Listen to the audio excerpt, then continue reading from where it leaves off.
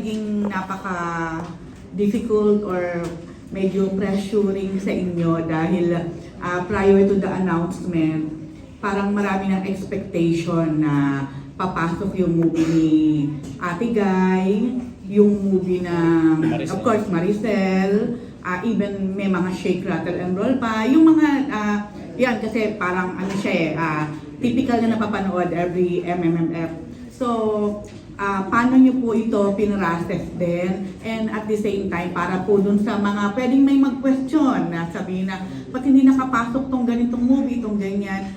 Pwede po ba nating ilatag, kumbaga ano po yung talagang naging main consideration po ninyo sa pagpili ng additional 6 movies na to? Yes, as I've said kanina, maraming haka-haka, maraming suggestion, maraming accusations even regarding itong Final Four na naging Final Six. Pero at the end of the day, meron po tayong selection committee na itinalaga even before masubmit itong mga pelikulang to.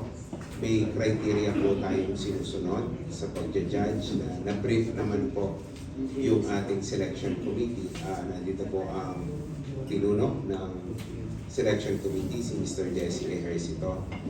And I think the entries na napili speaks for itself. Ang pelikula naman po, kanya-kanyang opinion yan. Walang makakapagsabi na lahat ay mapiplease ng bawat pelikula. May kanya-kanya po tayong preference. Ang masasabi ko lamang po ay pinili po itong mga pelikula nito base ko sa criteria na ating inilatag at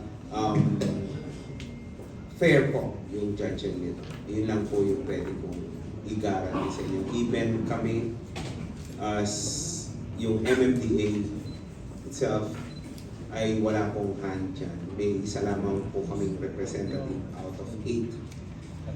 The rest po ay taga-industriya na. So, in terms of influence or anything, wala po kaming ganoon dito. So, yun nga rin po pala.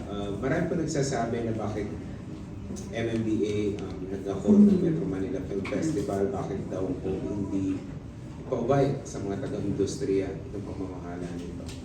Una-una po may batas na nagmamandate sa amin na mag-hold ng MMFF. Pangalawa po, siguro kami po yung may resources to hold yung MMFF dahil una yung wave amusement fees ng LGUs. Yan po ay binibigay dahil sa MMDA. Pangatlo po yung mga tauhan na nag-aasikaso at nag-hold na like sa parade, libo po na enforcers at mga tauhan ng MMDA ang namamahala niya at nagtatrabaho. Pero ang message na lang po siguro, ang MMFF po ay pinatatakbo ng isang executive committee. At ang executive committee po, I can say na 80% po niyan ng membership niyan ay taga-industriya ng pelikula. So ang pagpapatakbo po ng MMFF ay wala po sa MMDA, kung hindi nasa EXICOM ng MMFF na binubuo po ng mga taga-industriya ng pelikula. Okay, thank you po.